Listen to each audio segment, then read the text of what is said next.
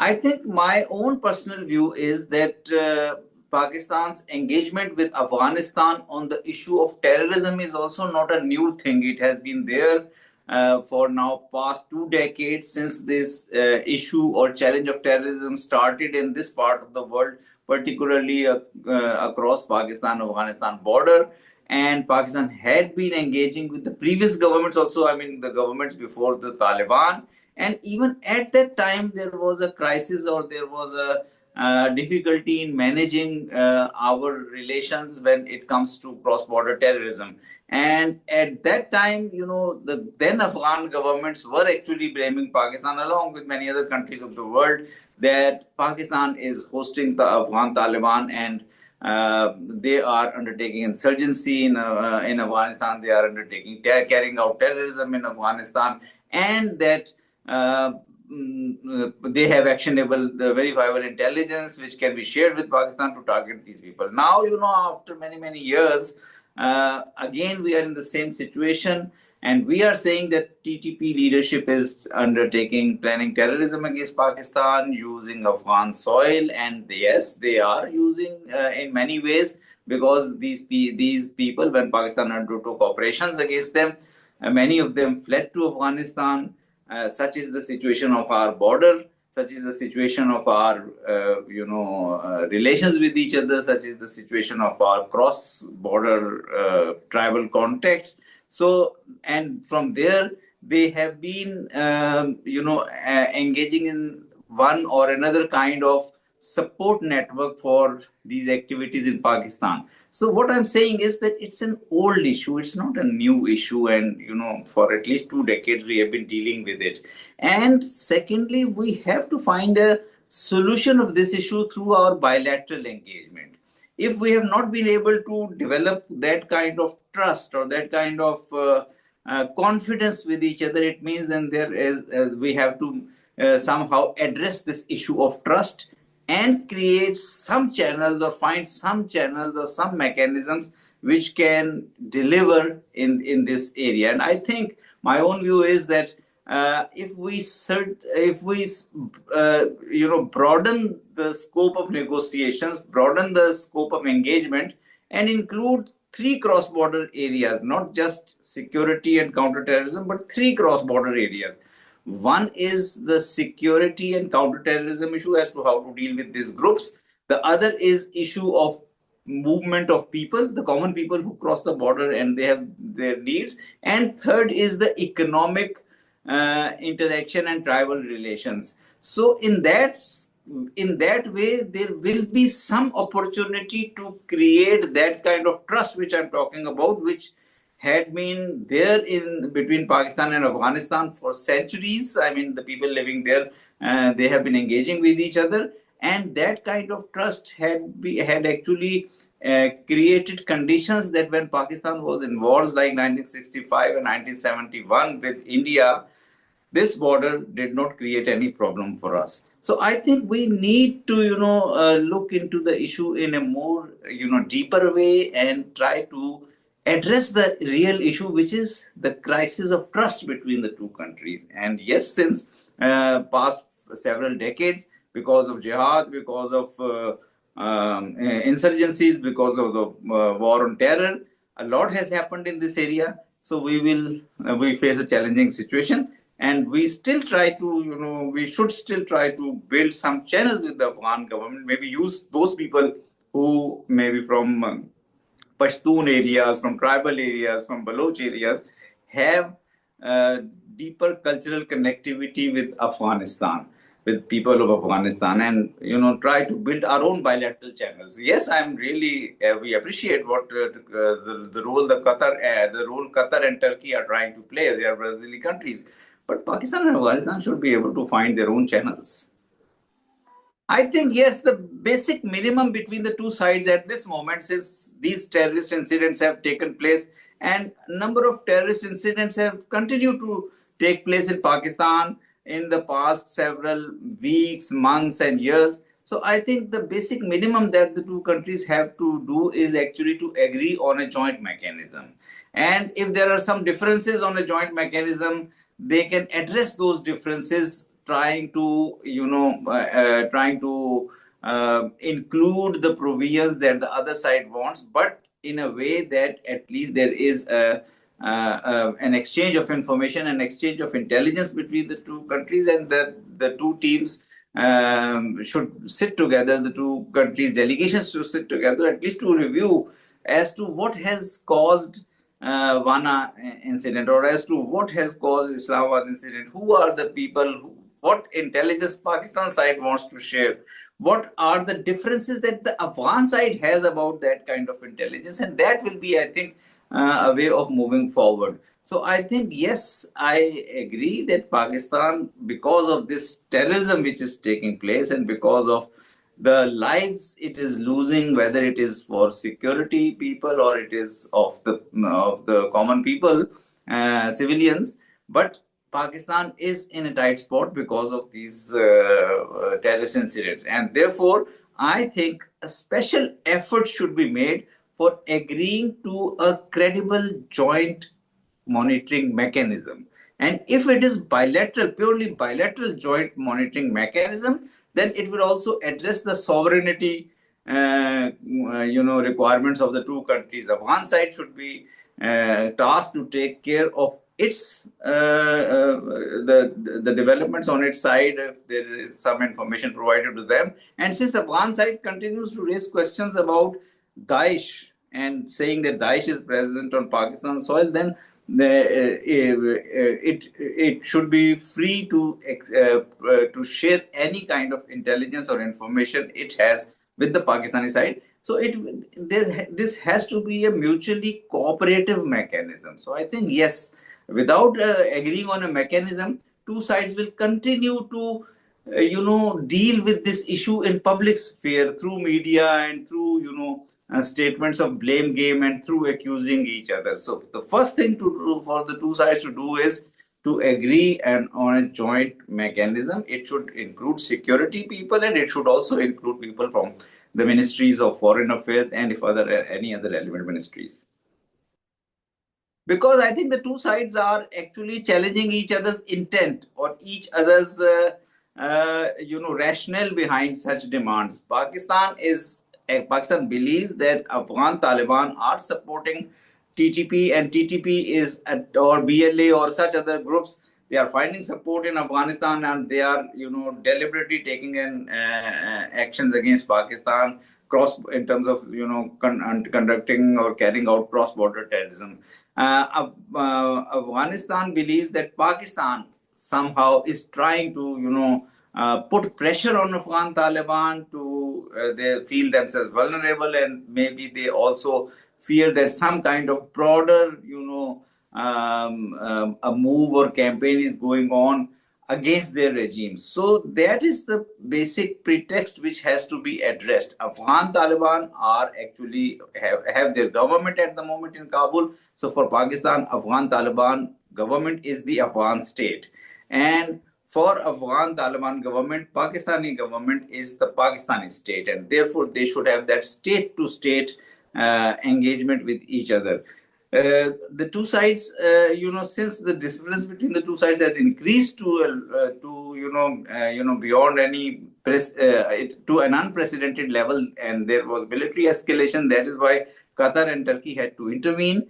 In Qatar, they had agreed on a ceasefire very quickly, and therefore there was a hope that in Turkey, during the second and third round, some kind of joint mechanism will be agreed. Unfortunately, it could not be agreed, but I think still Turkey and Qatar are trying to,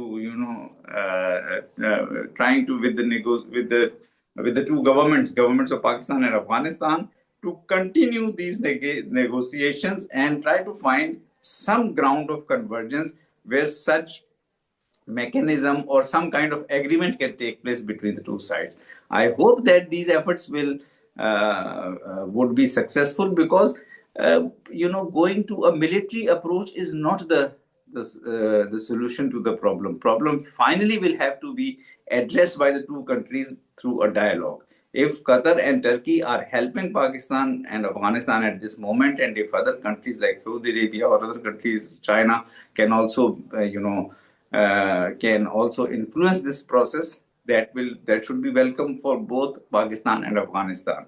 But when it will come to the implementation of this mechanism, I think then again some bilateral coordination between the two sides will be required.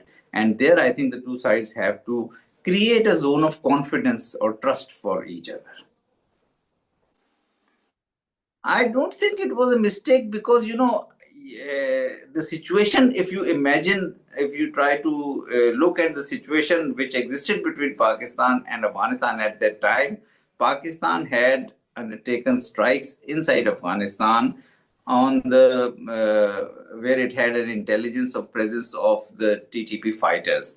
And Afghans the next day had actually tried to, escalate attacks on Pakistani side along the border. And in order to, there was some temporary cessation of hostilities, but it was not a permanent ceasefire. Therefore, countries like Doha, Qatar, and Turkey. Qatar is a country where Taliban had negotiated peace deal with the United States, and Pakistan was part of that process. Pakistan had facilitated in that process. So Qatar and Turkey, which in any case has always been trying to play a role between Pakistan and Afghanistan, whether it was between President Musharraf and President Hamid Karzai, or later through Heart of Asia process. So I think these were the two appropriate countries who offered their good offices in a very good, with a very good intent, and therefore we should have accepted that. If we had refused such kind of offer, then blame would have come on Pakistan. So Pakistan did the right thing. Afghanistan also did the right thing to go to accept these, offers, and to accept their to facilitation or mediation. But now uh, things have been stuck in terms of finalization of a mechanism. And finalization of a mechanism is something which has to be agreed, and it has to be implemented finally bilaterally. And although some kind of assurances or guarantees can be there by either Qatar or Turkey or both, but it will be implemented along this 2,600-kilometer long border, particularly in areas where reported concentrations of these groups like TTP or BLA are there along specific points on the border on the Afghan side.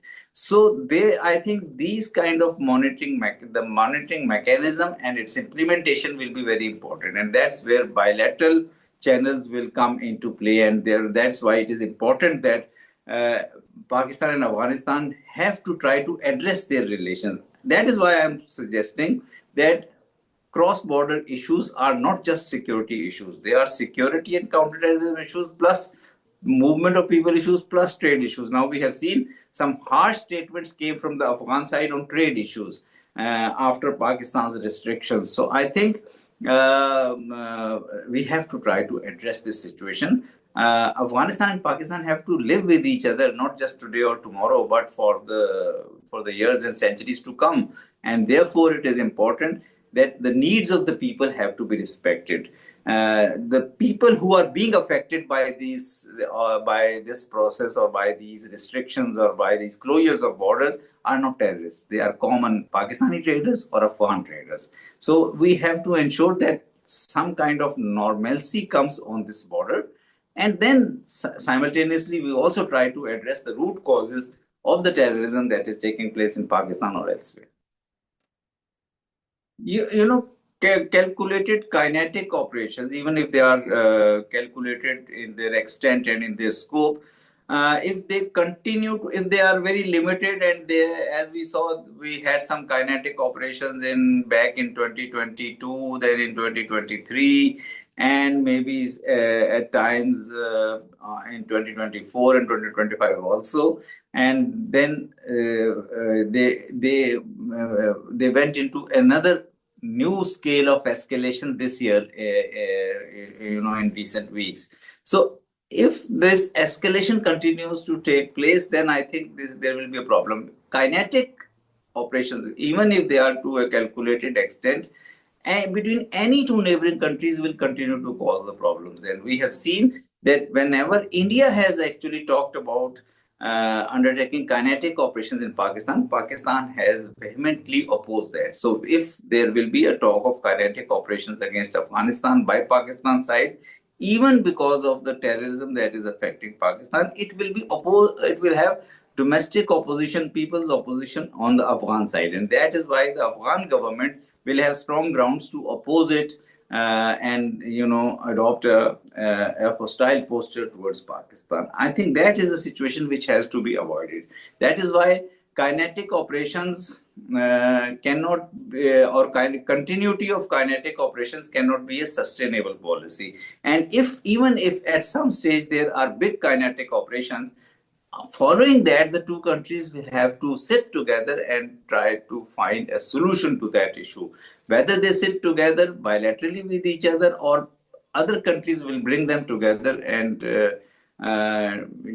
facilitate dialogue between them, as we have seen now the talks being sponsored by Qatar and Turkey. So I think better approach would be to avoid uh, taking a kinetic route. Pakistan and Afghan, it has been unprecedented. Pakistan and Afghanistan have never fought with each other.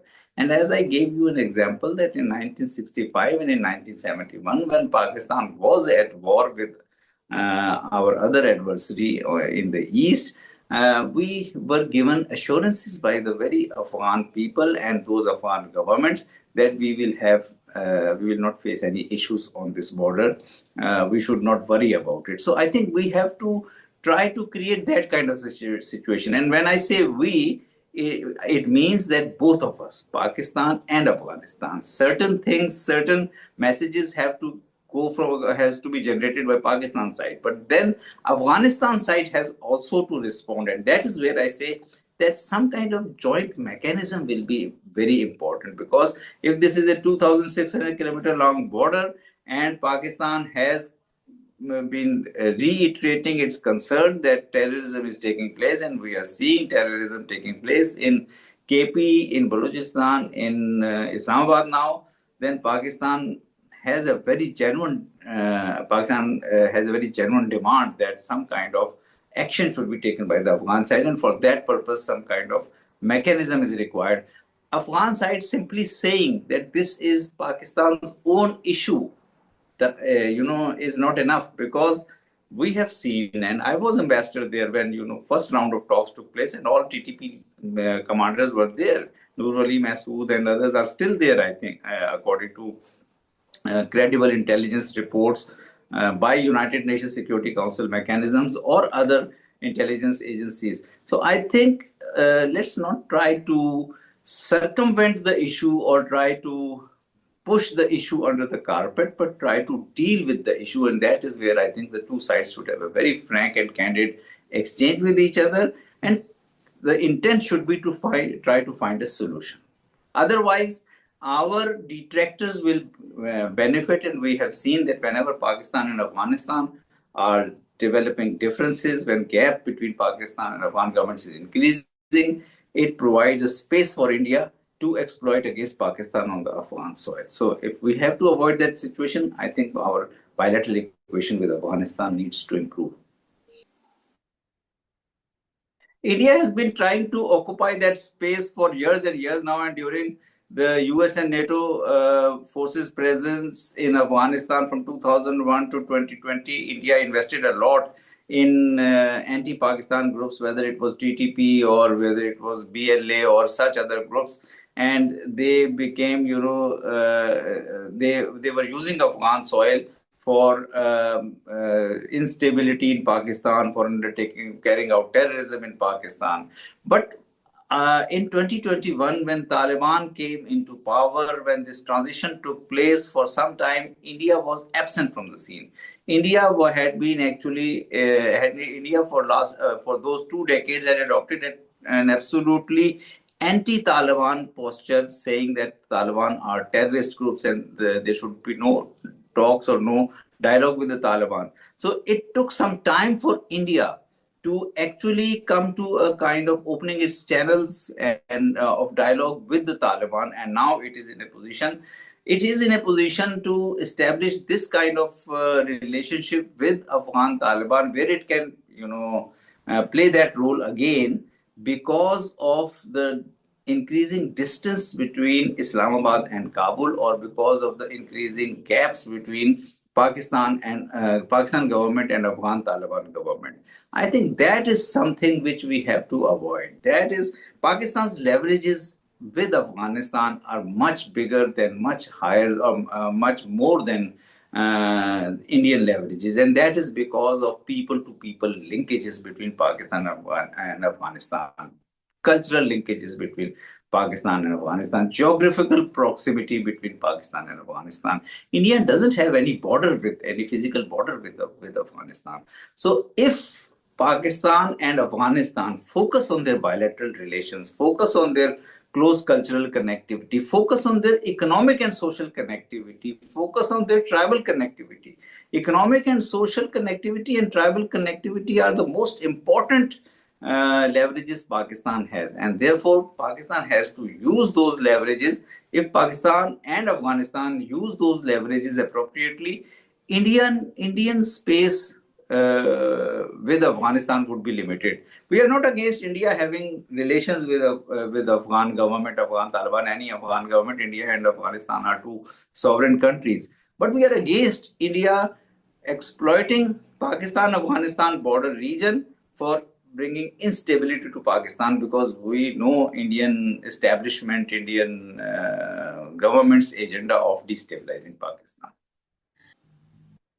No, it was, one could not anticipate that, because when Afghan Taliban came into power, immediately after that, you remember there was this famous visit of General Faiz Hamid to Kabul Serena Hotel, and that visit, though it was also criticized a lot, but this was because of opening channels with Afghan Taliban, so that before they form the government, we can discuss with them as to how to deal with these challenges which can emanate because of the TTP's actions against Pakistan, or any other groups who can, be source of instability in Pakistan because of our long border with Afghanistan. So when we took up that issue, when the Afghan Taliban government was formed, and this issue was taken up with the Afghan government, with the Afghan side, Afghan Taliban's advice was that these are Pakistanis and we should talk to them. So therefore, and then Afghan Taliban, with their all good intent, also offered their offices for facilitation, and their Interior Minister Sirajuddin Haqqani was the main facilitator when these talks took place in Kabul in the middle of 2022. So the expectation was that these talks should lead to some kind of concrete arrangements between Pakistan and Afghan Taliban on the one hand, and Pakistan, some understandings between Pakistani government and these groups on the other hand, as to how to, have some kind of peaceful integration, peaceful return of these people, peaceful integration, and they're joining the society of their areas in a normalized, peaceful manner.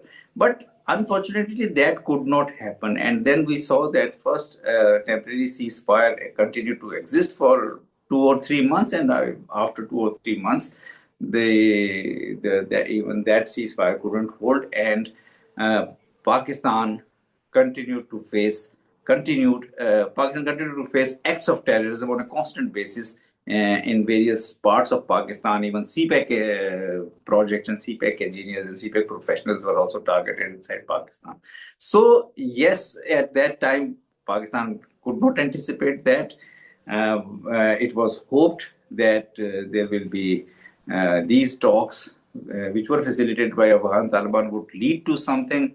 Afghan Taliban even today say that this is an issue related to Pakistan, and Pakistan should find its solution. But I think since these people are present on Afghan soil, primarily because of that reason, and since there is a historical background of at least 2 to 3 decades behind these developments, it is important that two sides should agree on a joint mechanism, and that joint mechanism should be security plus mechanism, where we should take care of security, but we should take care of tribal movements, and we should take care of economic relations between the two countries. In my view, that is the only way of moving forward.